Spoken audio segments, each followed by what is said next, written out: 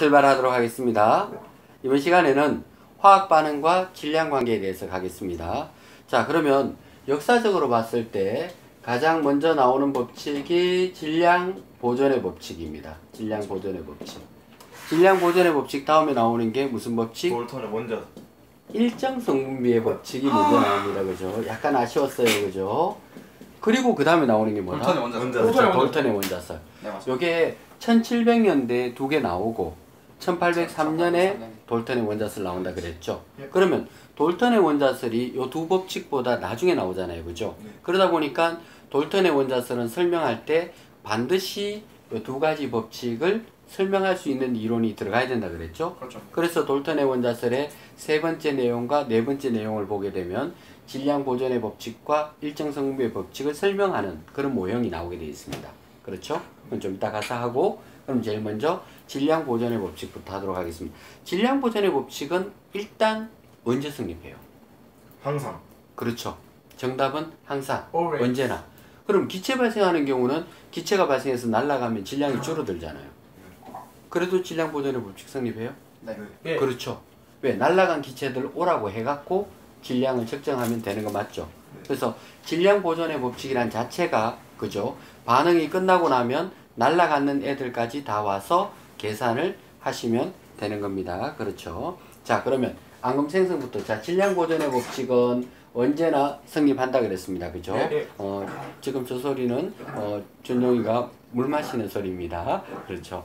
자, 그러면 질량 보존의 법칙 같은 경우는 언제나 친구들에게 물 배달을 계속 뽑아도 괜찮아요. 그죠? 아무리 녹화 중이지만 물은 먹어야 되니까. 자, 그 다음에 자, 그러면 앙금 생성 같은 경우도 마찬가지로 질량 보존의 법칙이 성립되는 거 맞죠? 그죠? 예. 그 다음 기체가 발생하는 경우는 물론 실험 결과는 뚜껑을 열어놓으면 기체가 날아간 만큼 질량이 줄어들고, 그 다음 질량이 늘어나는 경우도 있죠. 네. 이렇게 쇠수세미처럼 생긴 거를 갖다가 철이죠. 네. 요거를 강철솜이라고 하죠. 이 강철솜에 불을 피우게 되면 산소 기체가 날라와서 달라붙죠. 그럼 철에 산소가 달라붙으니까 산화철이 되죠. 그럼 산소 기체가 달라붙은 만큼 질량이 어떻게 돼요? 늘어나는 거 맞죠? 질량이 늘어나지만 질량 보존의 법칙은 성립합니다. 왜? 반응 전에 계산할 때 철의 질량만 계산하는 게 아니고 철하고 와서 달라붙을 산소 기체하고 함께 계산해야 되거든요. 그럼 둘이 함께 계산하고 붙은 다음에 계산하고, 그러면 질량에는 변화가 없죠. 그죠? 그래서 질량 보존의 법칙은 언제나 성립한다라는 것을 알 수 있습니다. 그러면 질량 보존의 법칙이 확실히 성립하는 걸 알 수 있으려 그러면 기체 발생할 때는 밀폐된 공간이 좋겠죠. 기체가 못 날아가게 하게 되면 결국 질량 보존의 법칙이 성립하는 것을 확실히 알 수 있습니다. 그죠? 자, 그 다음에 일정 성분비의 법칙 설명하도록. 일정 성분비의 법칙은 무슨 비가 일정하냐면 질량비가 일정합니다. 어떤 물체와 어떤 물체가 결합하는 데 있어가, 조금 전에 하나 살짝 나왔어요. 철 한 개에 황 한 개가 결합되었죠. 네. 그러면 7대 얼마? 4라 그랬죠. 그죠? 그래서 두 개가 한 개 대 한 개 결합하지만 질량비로 따지면 7대 4라고 이야기해야 됩니다. 그죠? 그리고 일정 성분비의 법칙 나오는 경우는 구리하고 산소 나오죠. 그렇죠? 구리하고 산소는 몇 대 몇으로 결합돼요? 4대 1. 그렇죠. 구리가 4, 산소가 1, 4대 1로 결합되는 거 맞죠? 그죠? 자, 그러면 요거는 그래프로서 이렇게 나오는 경우 있습니다.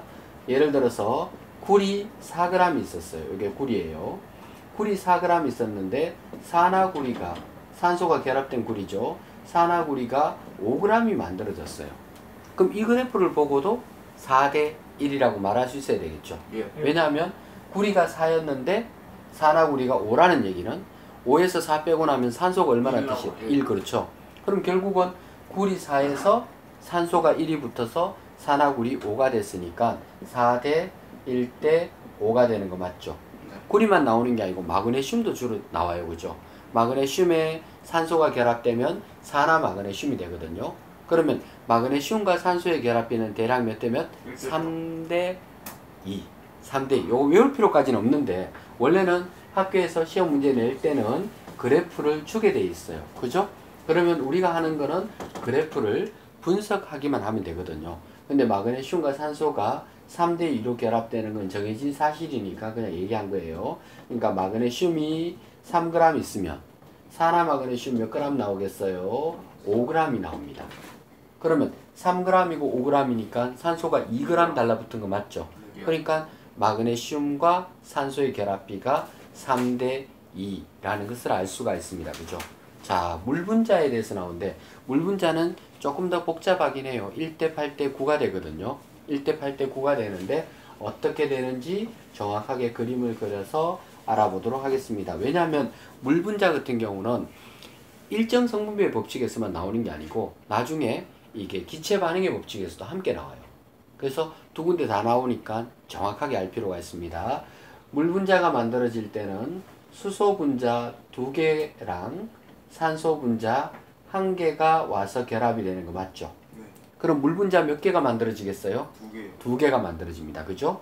그래서 물 분자가 산소 하나에 수소 2개씩 달라붙으면 물 분자 2개가 나옵니다. 그럼 얘는 왜 1대 8대 9가 되는지 계산해 보겠습니다. 수소는 한 개의 원자량이 1입니다. 산소는 한 개의 원자량이 16입니다. 그러면 1이 4개 있으니까 얼마예요? 4죠. 16이 2개 있으니까 32. 그렇죠. 32죠. 그럼 여기서는 4와 32가 모두 있으니까 36이죠. 이걸 전부 다 4로 약분이 되겠죠? 1대 8대 그럼 1대 8대 9가 되는 거 맞죠? 그래서 수소와 산소가 결합되어서 수증기가 되는 경우는 1대 8대 9가 됩니다. 요거를 명확하게 암기할 필요가 있습니다. 그렇겠죠, 그죠? 그래서 일정 성분비의 법칙이라는 것은 어떤 물질과 어떤 물질이 결합하는 데 있어서 질량 비율이 정해져 있다라는 것을 일정 성분비의 법칙이라고 얘기를 합니다. 그죠? 그리고 일정 성분비의 법칙을 설명할 수 있는 대표적인 실험이 있습니다. 그 노란색 앙금 생기는 거 있죠? 그렇죠? 자, 아이오딘화 납 생성 실험에 대해서 나오는 거 있습니다. 그러면 처음에 이제 질산납이라는 물질이 있어요. 질산납이라는 물질이 있습니다. 거기에다가 아이오딘하고 칼륨하고 결합되는 그런 내용을 갖다가 얘기하는 겁니다. 자, 그러면 처음에 아이오딘화 칼륨을 아이오딘화 칼륨을 갖다가 미리 넣어놔요. 시험관에다가 미리 얼마씩 넣냐면 6ml씩 넣는다고 실험에 나오거든요. 6ml씩. 자, 전체적으로 아이오딘화는 6ml씩 똑같이 넣어놨습니다. 거기에 질산납을 조금씩 떨어뜨리는데 처음에는 2, 4, 6, 8 떨어뜨립니다. 그러면 아이오딘화 칼륨 용액이 6밖에 없으니까 그러면 질산납도 6이 들어갈 때까지만 반응하겠죠. 농도도 똑같고 다 똑같기 때문에 6이 들어갈 때까지만 반응하고 8은 들어가도 더 이상 반응 안 하죠. 반응하고 나면 아이오딘하고 납하고 반응하면서 노란색 앙금이 생기거든요. 그러면 앙금의 높이를 볼 수가 있잖아요. 그죠? 처음에는 앙금이 하나도 안 생기죠. 왜? 질산납이 없으니까. 2ml가 들어갔을 때는 2ml와 2ml가 반응해서 요만큼 생기겠죠. 또 올라가고 또 올라가죠. 근데 더 이상 안 올라가고 이제 일정해지는 거 맞죠? 그죠? 그래서 이걸 통해서 알 수 있는 거는 일정한, 그러니까 양이 있는 것까지 한쪽이 많다고 해서 계속 결합하는 게 아니고 두 개 양쪽이 일정한 비율까지만 결합하고 더 이상 반응하지 않는다는 내용이 바로 이 실험 내용입니다. 그러면 이 실험만 나오면 무조건 무슨 법칙? 일정 성분비의 법칙. 그렇죠. 이 실험 나오면 무조건 일정 성분비의 법칙을 이야기하는구나 라는 정도만 기억하시면 되겠습니다. 그리고 이제 모형에 대한 설명을 잠깐 하겠습니다. 볼트, 너트에서 질량비를 알아보는 방법에 대해서 보도록 하겠습니다. 자, 볼트가 있습니다. 볼트 하나에 3g이에요.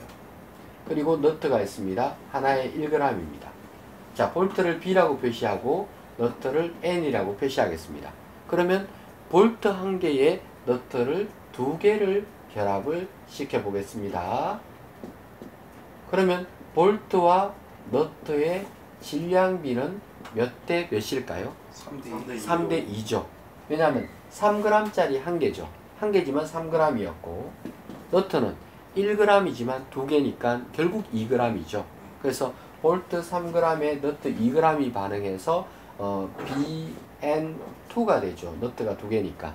BN2라는 분자 모형이 만들어졌죠. 그래서 질량비가 3대2 이렇게 말할 수가 있습니다. 그죠? 자, 그래서 이 내용은 이 파트 자체가 좀 짧거든요. 그죠? 짧은데 이 내용은 우리가 알 수 있는 거는 자, 질량 보존의 법칙과 그리고 일정 성분 배분 둘 다 1700년대라 그랬습니다. 요게 끝나고 나면 1803년에 돌턴이 원자설을 발표하게 됩니다. 그죠? 그래서 질량 보존의 법칙은 언제나 성립한다. 꼭 기억하셔야 됩니다. 그리고 일정 성분배의 법칙 같은 경우는 질량비가 일정하게만 결합되죠. 철과 항은 7대4, 구리와 산소는 몇 대면? 4대1. 4대1. 마그네슘과 산소는 몇 대면? 3대2. 그리고 결정적인 거, 수소와 산소는 몇 대면?